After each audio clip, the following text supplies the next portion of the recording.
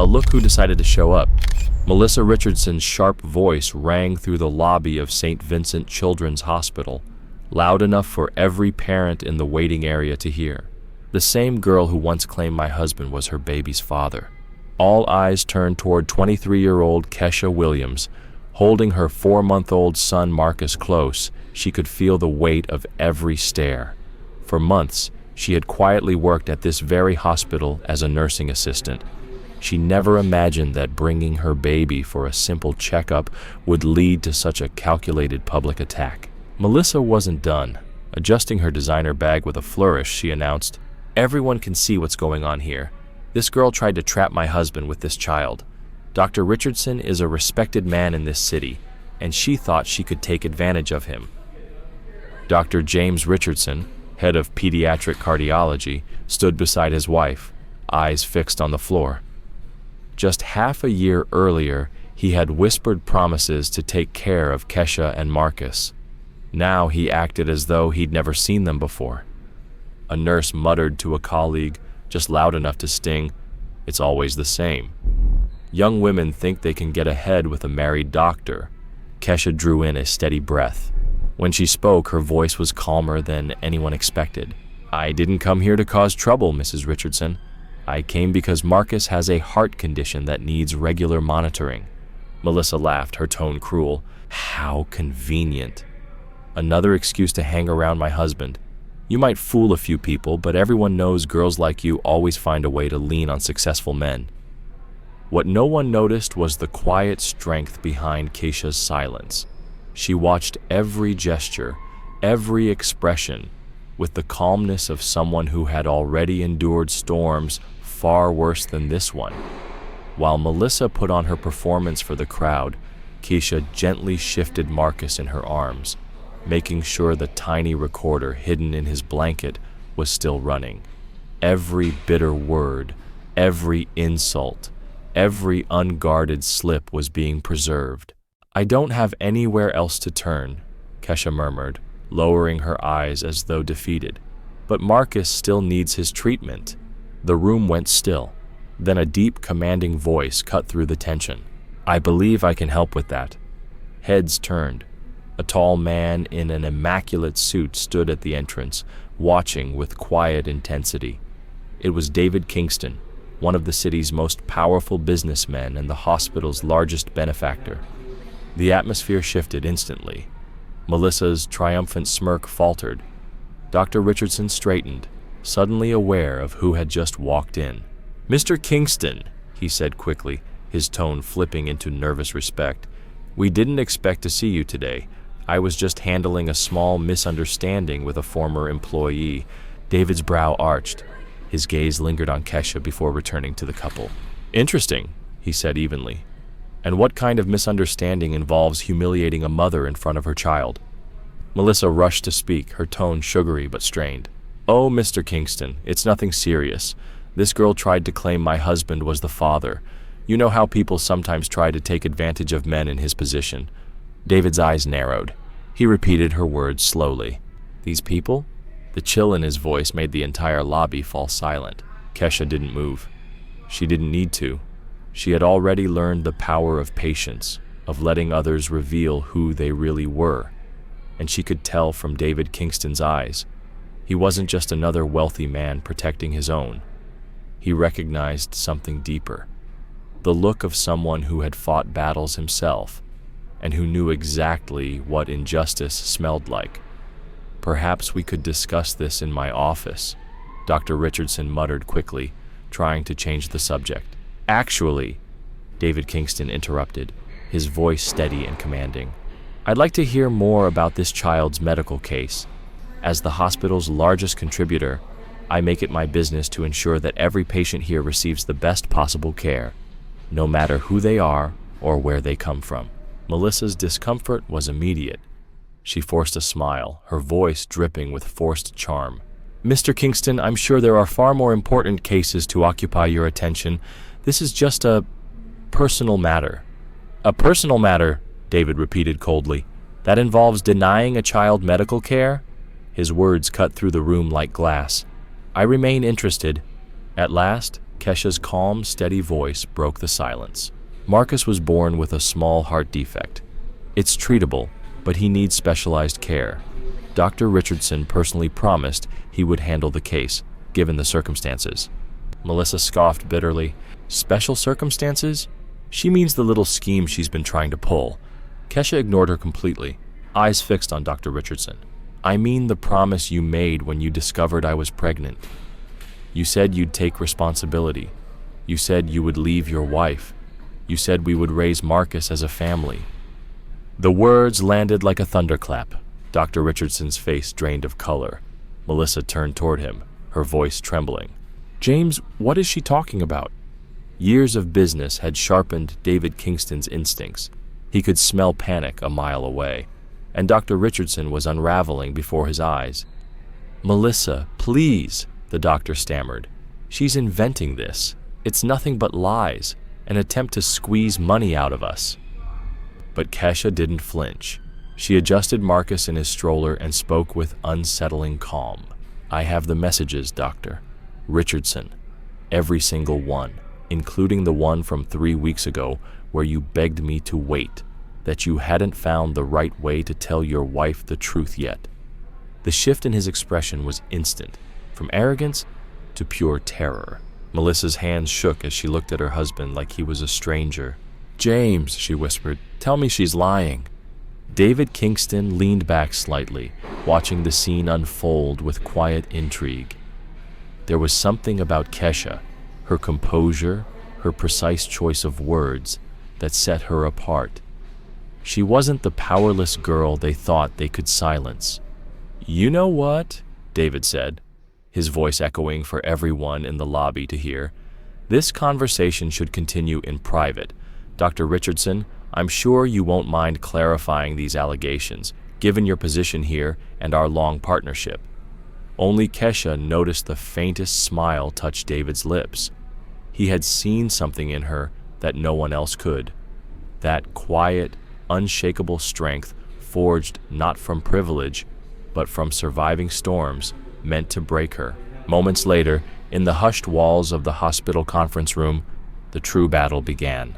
Dr. Richardson forced a practiced smile, trying to regain control. Mr. Kingston, surely a man of your experience understands. There are always people looking to take advantage of professionals in positions like mine. This young woman is simply one of them. Interesting theory, David replied smoothly as he lowered himself into a chair. And the messages she mentioned, those are part of this so-called scheme as well? Melissa's eyes narrowed, no longer confused but dangerous. James, she demanded, answer me directly. Did you or did you not have a relationship with this woman? Melissa, this is ridiculous. Richardson's laugh was hollow, brittle. She's lying. She probably doesn't even have messages to show. At that, Kesha silently placed Marcus in the stroller, reached into her purse, and pulled out her phone. Dr. Richardson, she said softly, would you like me to read them here, in front of your wife and Mr. Kingston? Or would you prefer I wait until we're in private? The silence was crushing. David crossed his arms, studying him. Melissa froze, her breath caught in her chest. Finally, the doctor's voice broke, lower now, tinged with menace. You can't prove anything. And even if you have a few messages taken out of context, who do you think people will believe? A young woman with no influence, or a respected doctor with 20 years of reputation? David raised an eyebrow, a faint smirk tugging at his lips. I'm still curious about those messages.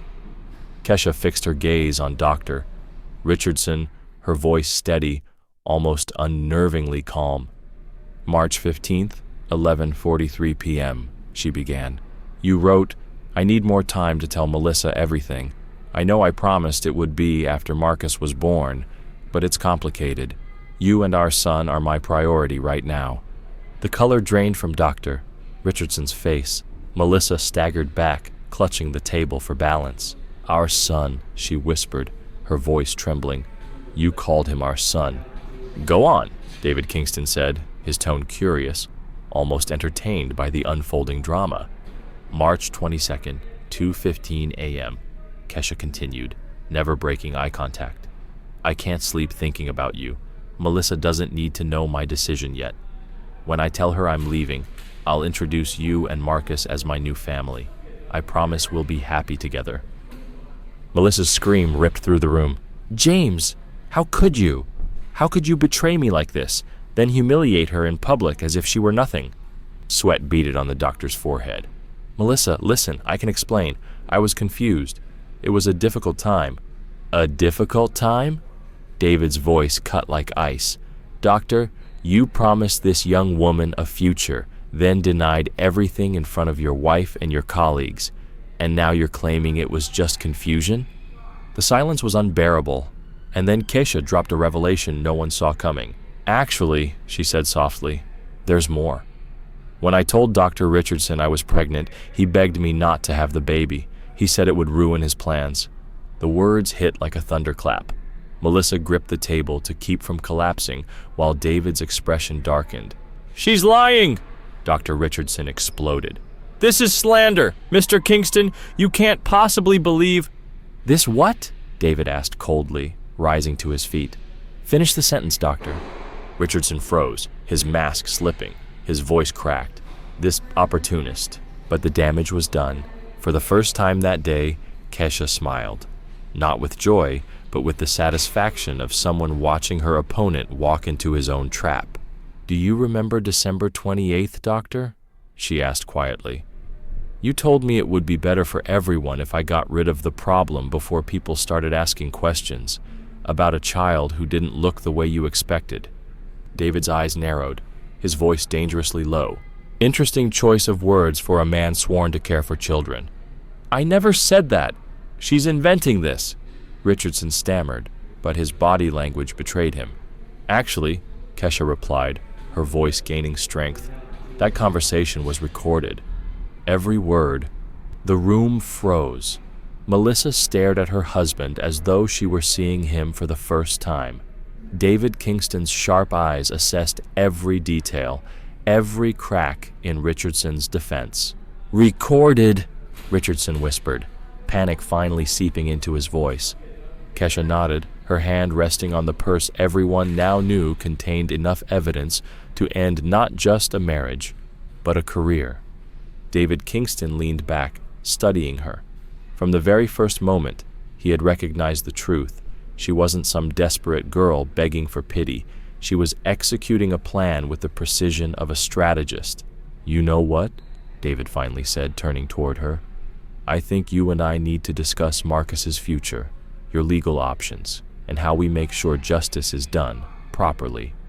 For the first time, Dr. Richardson seemed to understand the full weight of his mistake. He had dismissed her as powerless, but now it was clear. The real power in the room belonged to the woman he had underestimated. The dynamic had flipped. In seconds, the hunter had become the prey.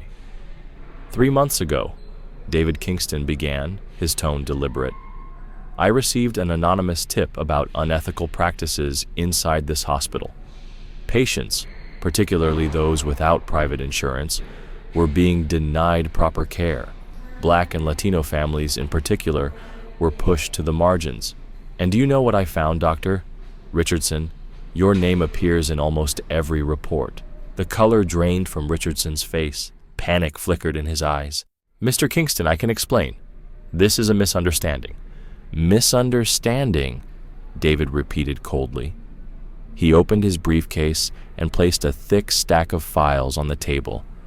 15 documented cases in the last 2 years. Delayed diagnoses, denied treatment, deliberate neglect, and you are connected to nearly 90% of them. Keisha allowed herself a small, knowing smile. Without even searching, she had found the ally she needed. David continued, his voice hard as steel. "And about those recordings you mentioned earlier, Keisha, they will be invaluable to this investigation." Keisha straightened. "It's not just 1 or 2 recordings, Mr. Kingston. It's 17. Every promise he broke, every excuse, every time he tried to pressure me into giving up Marcus." Melissa's face twisted with rage and heartbreak. She finally snapped. 17 recordings? James, 6 months? You had a relationship with her all that time, and you let me play the fool? It wasn't a relationship, Richardson shouted, desperation cracking his voice. It was a mistake, a moment of weakness. A moment that lasted 6 months? Kesha asked coolly, pulling a small recorder from her purse. Would you like me to play April 12th, when you told me you loved me and called your wife an obstacle? Or May 22nd, when you said Marcus should be raised far away from my family? The silence that followed was suffocating, broken only by the sound of the doctor's uneven breathing. David rose from his chair, his presence overwhelming the room. Dr. Richardson, as the hospital's principal financier and a member of the board, I am formally initiating an investigation into your conduct. These recordings will be submitted as evidence. Richardson's lips quivered. His skin had gone pale. You can't do that. My career, my reputation. Your reputation? Melissa let out a bitter laugh. James, you've lost far more than that. You've lost your family, your integrity, and if what Mr. Kingston says is true, your career as well. Kesha quietly tucked the recorder back into her purse and lifted Marcus into her arms. Then she looked straight at Dr. Richardson. There's something else you need to know. Do you remember when you told me no one would ever believe a young woman with no power against a respected doctor? She paused, her eyes steady. I'm not powerless, doctor. I hold a degree in investigative journalism. My specialty? Exposing discrimination in medicine. For 6 months, I've not only recorded you, but documented case after case inside this hospital. The words hit him like a hammer. Richardson staggered, clutching the edge of the table. You tricked me, he stammered. No, Kesha corrected firmly.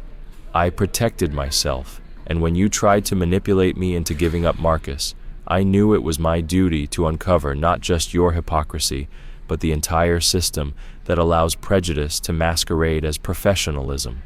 David's eyes lit with admiration. So, the anonymous reports were yours? Kesha nodded. Some were mine.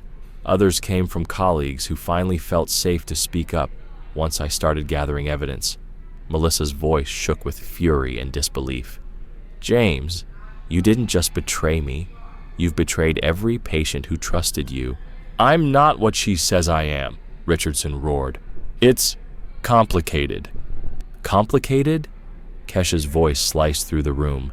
Like when you said it would be difficult to explain why you were leaving your wife for someone from a poorer background, or when you suggested Marcus should be kept away from my so-called influences. David leaned forward, his eyes locked on her. How much evidence do you have in total? Kesha's reply was calm, deliberate. In addition to the 17 recordings of our private conversations, Kesha's voice was steady, each word measured. In addition to the 17 recordings with Dr. Richardson, I have 53 recordings of patients facing discrimination, 28 internal emails proving systemic bias, and 42 photographs showing how minority patients were placed in lower quality wards while others with the same conditions received priority care. The weight of her evidence crashed down on the room like a tidal wave. Dr. Richardson slumped forward, burying his head in his hands. His voice was barely a whisper. My career, it's over. No, Kesha corrected firmly. Your career as a doctor who discriminated is over. Maybe now you'll finally learn what it means to be a decent human being. For the first time, David Kingston allowed himself a smile. Kesha, I have a proposal. I'm creating an ethics oversight department in every hospital I fund. I need someone with your skill and determination to lead it. The pay will be 3 times what you make now. Across the table, Melissa had begun to cry quietly. The truth was finally too heavy to ignore. James, she whispered through her tears, I want a divorce, and I want you out of the house today. Melissa, wait! We can work this out! Richardson begged, his eyes red, his voice breaking. No, she said firmly, her voice steadier than it had been all day. Not after finding out who you really are. Kesha adjusted Marcus in her arms and looked Richardson straight in the eye one final time. You know what's ironic? If you had been honest from the beginning, If you had treated me and Marcus with respect, none of this would have happened. But your prejudice, your arrogance, and your cowardice didn't just destroy my trust. They destroyed your life." The confrontation ended, but the impact went far beyond one man's downfall. It was bigger than revenge. It was about rewriting the rules for everyone who would come after. True strength, Kesha realized, was not in accepting injustice. It was in turning it into the fire that fuels change.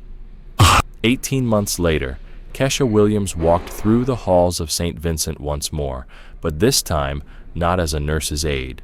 A polished nameplate on her new office door read, "Dr. Kesha Williams, Director of Ethical Oversight and Medical Justice." Her office overlooked the very lobby where she had once been humiliated. Marcus, now almost 2, played happily in his crib while Kesha reviewed reports on her desk. In just a year and a half, the program she created had spread across 15 hospitals in the Kingston network. Reports of discrimination had dropped by 83%. "Mommy works," Marcus babbled proudly, pointing at her papers. The phone rang. It was David Kingston, mentor, ally, and now a true father figure in her life. "Kesha, it's official. The program is expanding nationwide. 28 hospitals will adopt the Williams Protocol in the next 6 months." Her throat tightened with emotion. The Williams Protocol, the initiative named after her, was already saving lives, ensuring no child would ever be denied care because of who they were. "And Dr. Richardson?" she asked quietly, though she already knew. "License revoked. Permanently," David replied. "Your recordings sealed the decision.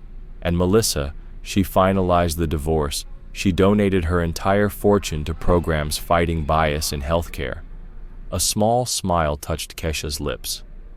Melissa, once her harshest accuser, had become an unexpected ally, educating others with her own story. Later that afternoon, while filing documents, Kesha paused on one old folder. The very first report she had ever written, 18 months ago, the day she had been humiliated in the hospital lobby. She glanced at the attached photos, the proof of what had once nearly broken her. But now, instead of pain, she felt pride, because from that very moment of public disgrace, she had built a legacy that would protect countless others. Marcus had grown into a healthy, bright little boy. His heart condition was completely under control, thanks to the top-tier care David Kingston had made sure he received.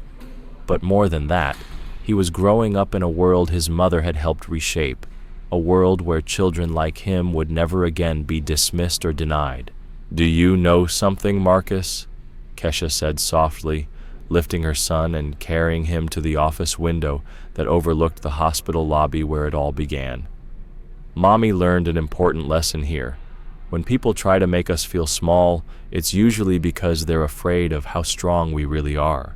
Down below, she spotted a young Latina mother being greeted with kindness and respect by the very nurse who, 18 months earlier, had whispered cruel remarks. Now, after the new training programs, that same nurse treated every family with dignity. The Williams Protocol was working. A gentle knock interrupted her thoughts. It was Carmen, David's trusted assistant, and now like an aunt to Marcus. "Another impact report just came in," she announced proudly. "Detroit Hospital shows patient satisfaction up 92%, and for the first time, wait times are equal for all groups." Hard numbers, real change, lives being transformed, because one young mother refused to accept injustice as inevitable. That night, as Kesha tucked Marcus into bed in the apartment David had once insisted she accept, not as charity, but as an investment in her future, she let herself reflect on the journey. Dr. Richardson now worked quietly in a rehabilitation clinic, stripped of authority and reputation. Melissa had become one of the strongest supporters of medical equality in the nation, and David Kingston had discovered his greatest purpose, using his wealth to turn stories like Kesha's into movements that sparked real change. "You know what's most ironic, Marcus?" Kesha whispered as he drifted to sleep. If Dr. Richardson had simply shown respect from the beginning, he'd still have his career, his marriage, and his reputation. But instead, his prejudice destroyed him and created the very force that transformed the system. Watching her son's peaceful face, Kesha finally smiled. She knew that countless other children would now receive the care Marcus had been given, because the truest revenge wasn't destroying her enemy. It was building something greater, something he never imagined possible. 18 months earlier, she was just a young mother humiliated in a crowded lobby. Today, she was the architect of a system that guaranteed dignity for thousands of families. And she had learned the most powerful truth of all. The best revenge isn't fighting back with anger. It's turning injustice into the fuel that creates a better future, not only for yourself, but for every generation that follows.